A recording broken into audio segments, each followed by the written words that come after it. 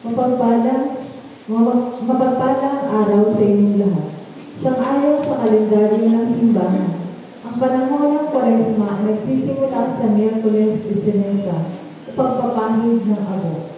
Sa panahong ito, sinasariwa natin ang pasyon ni Kristo o ang kanyang pagpapakasakit para sa katubusan ng ating mga kasalanan.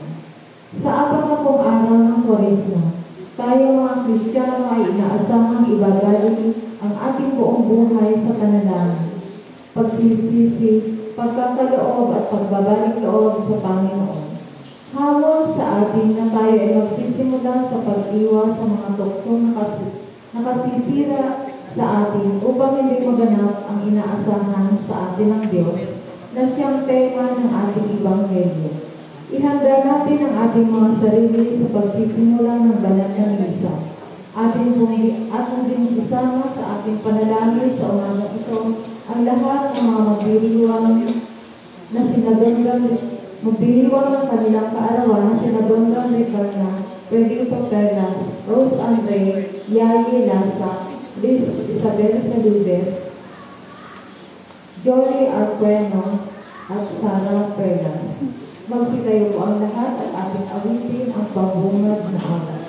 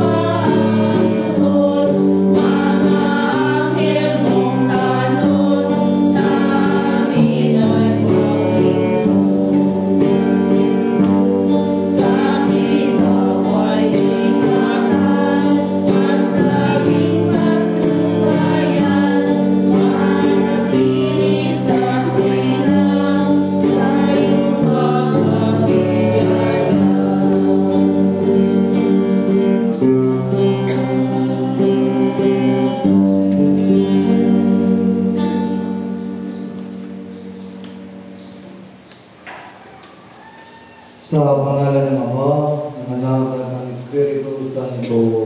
Amen. Makapangyarihang Diyos, lahat ng puso ay nagayag sa iyo, lahat ng nasa tangarin ay nababatid mo, at walang lihim na nalilingid sa iyo. Linisin mo ang ating mga puso sa pamamagitan ng Espiritu Santo, upang kami dapat na umibig sa iyo. Marapat na pumuri sa iyong banal na pangalan sa pamamagitan ng Kristo na aming Panginoon. Amen.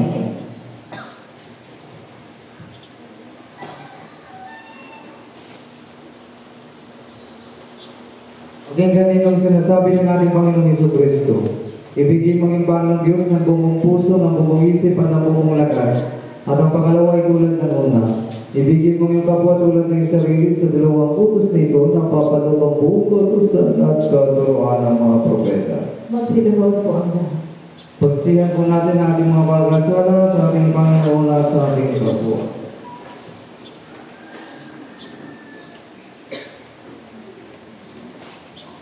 At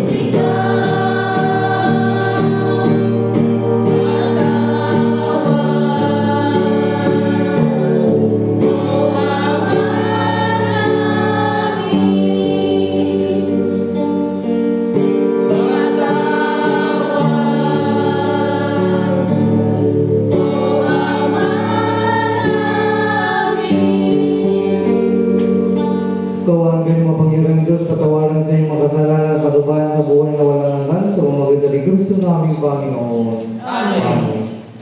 Magsitayo po naman. Panginoon, maawa ka. Kristo, maawa ka. Panginoon, maawa ka.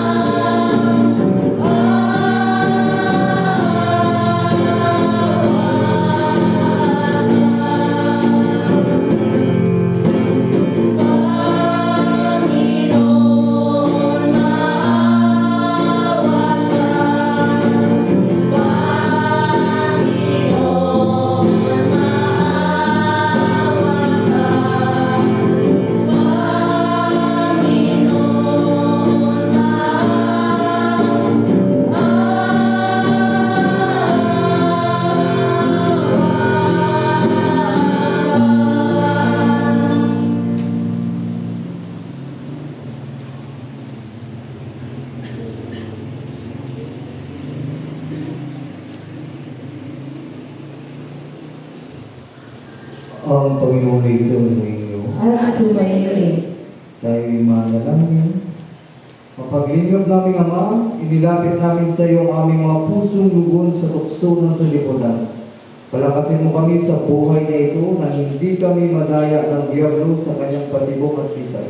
Bagos kami maging matalino mong anak na nagtitiyaga na makatupad sa inyong banal na kalooban. Alang-alang kay Kristo na aming Panginoon. Gayun natin isama sa ating mga panalangin ng ating mga kapatid na mag-reward ng kanilang karawan na sinadundun Ricanya, Perlito Perlas, Rose Anri, Yayi Lasak, Liz Isabel Saludis, Julie Arquino, Sarah Perlas. Nawa Panginoon Diyos, itong iyong mga anak na mag-reward ng kanilang karawan. Pinapat mo po ang iyong mga panalangin ng Diyos sa pagpapalay ng kanilang marungtan at mabukod ng kalakasan, kagalakan at kasagalaan ng buhay.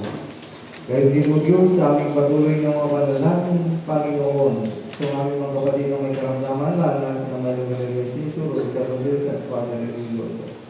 Sa iyong awa o Diyos ay pagkaroon mo sa kanila ang iyong pag-ibig, kapangyarihan upang mapupos at pamamagmita ang kagalingan mula sa iyo. At ngayon dinulo sa aming kinalagay, lalo nito sa aming mga kapatid na patuloy na naglilingkod sa iyo.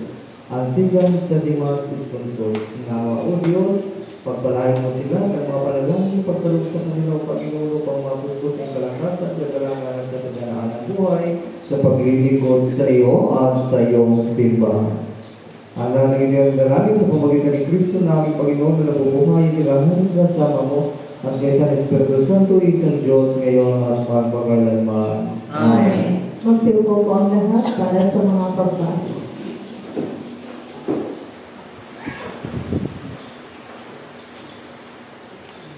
Pinakikita sa pagbasa ang mga tungkulin tungkol sa ikapo at unang bunga ng pananim. Halina't pakinggan natin ang unang pagbasa.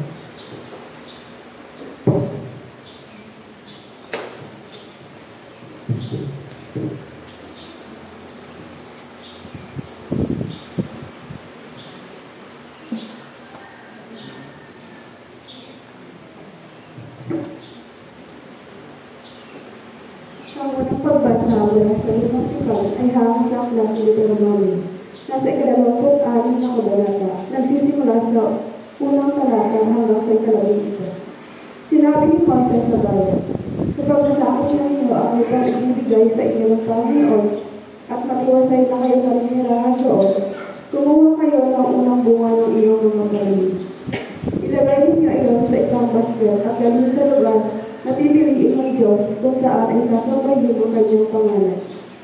Haharap kayo sa paring nakatalaga roon at inyong sasabihin. Kinikilala mo ngayon sa harap ng Panginoon na ako'y maraming nasa lupain pinangako niya sa aling mga iniwan. Kukunin naman ng pari ang basket at ilalagay sa harap ng altar. Pagkatapos ay bibigkasin ninyo ang mga salitang ito sa harap ng Panginoon. Isang paggalang-galang Ardeyo, ang aking ninuno. Dinala niya ang kanyang pamilya sa Egypto upang manirahan doon. Nakaunti lamang sila ng magpunta doon, ngunit sila'y dumami ng dumami at naging isang malaki at makapangyarihang bansa. Pinagmalpitan kami at inalipin ng mga Egypto. Kaya tumingin kami ng tulong sa Panginoon. Inilig niya kami at nakita niya ang aming pagdurusa. Kahirapan at kaasihang dinaranas. Inilabas kami ng Panginoon mula sa Egypto sa pamamagitan ng kanyang kapangyarihan. Ng mga kakilakilaban na gawa at mga babalaghan at tinala sa lupain ito na mayaman at tagala sa lahat ng bagay. Kaya narito ngayon, Panginoon, ang unang bunga ng aming mga panahon. Sa lupain ibinigay mo sa amin.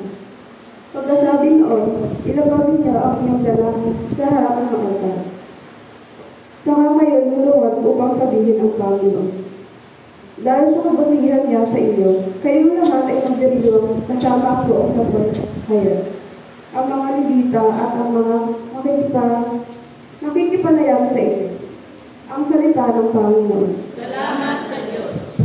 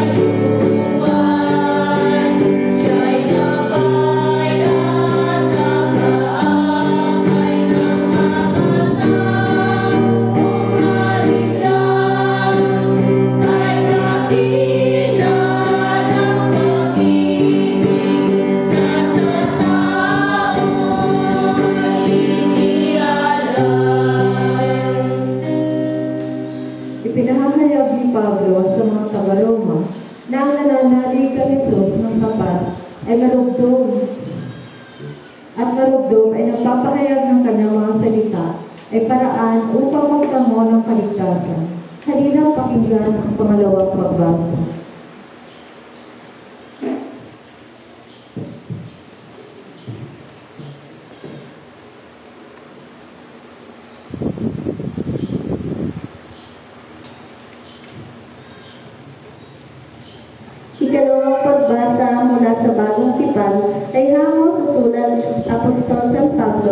sa mga taga-Roma. Nasa ika-10 kabanata, nagsisimula sa ika-8 talata hanggang ika-13. Mga kapatid, ito ang sinasabi ng banal na kasulatan. Malapit sa inyo ang salita. Nasa inyong mga labi at nasa inyong mga puso.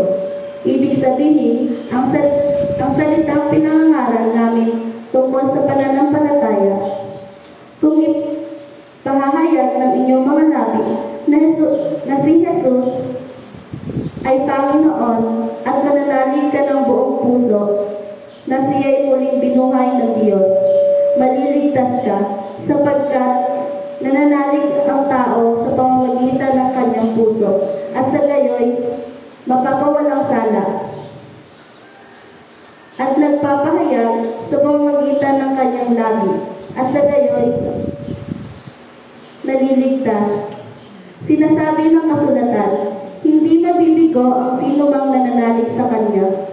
Walang pagkakaiba ang katayuan ng Hudo at ng Griego. Iisa ang Panginoon ng lahat at siya ang nagkaloob ng kanyang kayamanan sa lahat ng tumatawag sa kanya. Sapagkat sinasabi sa kasulatan, maliligtas ang lahat ng tumatawag sa pangalan ng Panginoon. Ang salita ng Panginoon. Salamat sa Diyos.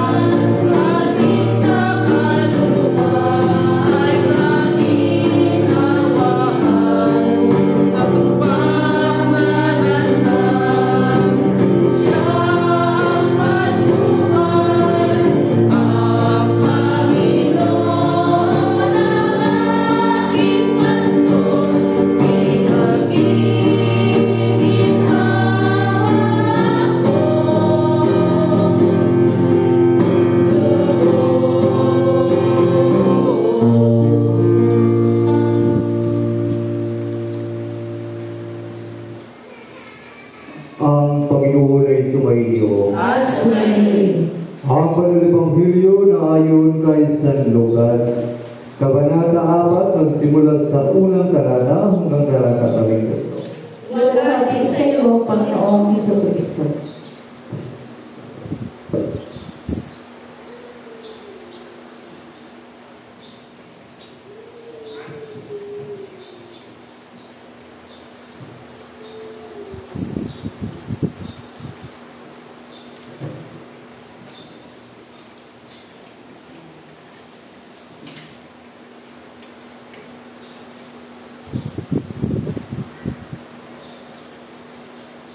At si Jesus na puspos ng Espiritu ay hinatid ng Espiritu sa ina. Sa loob ng 40 araw na tinukso ng Diablo, at hindi siya kumain ng anuman ng mga araw na yaon. At nang maganap ang mga yaon ay nagutom siya. At sinabi sa kanya ng Diablo, kung ikaw ang anak ng Diyos, ipag-utos mo na ang batong ito ay maging tinapay. At sinagot siya ni Jesus, nasusulat, hindi sa tinapay lamang mabubuhay ang tao. At inakyat pa siya niya at ipinakita sa kanya sa sandaling panahon ang lahat ng mga karyan sa libutan. At sinabi sa kanya ng Diablo, sa iyo'y ibibigay ko ang lahat ng kapamahalaan ito at ang kaluwalhatian nila, sapagkat ito'y naibigay na sa akin at ibibigay ko kung kanino ko ibig. Kaya nga, kung sasamba ka sa harapan ko ay magiging iyong lahat. At si Jesus ay sumagot at sinabi sa kanya, nasusulat, sa Panginoon mong Diyos sasamba ka at siya lamang ang iyong paglilingkuran. At dinala niya siya sa Jerusalem at inilagay siya sa taluktok ng templo at sinabi sa kanya, kung ikaw ay anak ng Diyos, ay magpatingulog ka mula rito hanggang sa ibaba. Sapagkat nasusulat, siya ay magbibilin sa kanyang mga anghel tungkol sa iyo upang ikaw ay ingatan. Alalayan kanila ng kanilang mga kamay, baka matisod ka ng iyong paa sa isang bato. At pagsagot ni Jesus ay sinabi sa kanya, nasasabi, huwag mong tutuksuhin ang Panginoon mong Diyos. At nang matapos ng Diablo ang lahat ng pagtukso ay hiniwalayan siya niya ng ilang panahon. Ang Ebanghelyo ng ating Panginoong Hesus Kristo. Papuri sa iyo, Panginoong Hesus Kristo. Magsipo po ang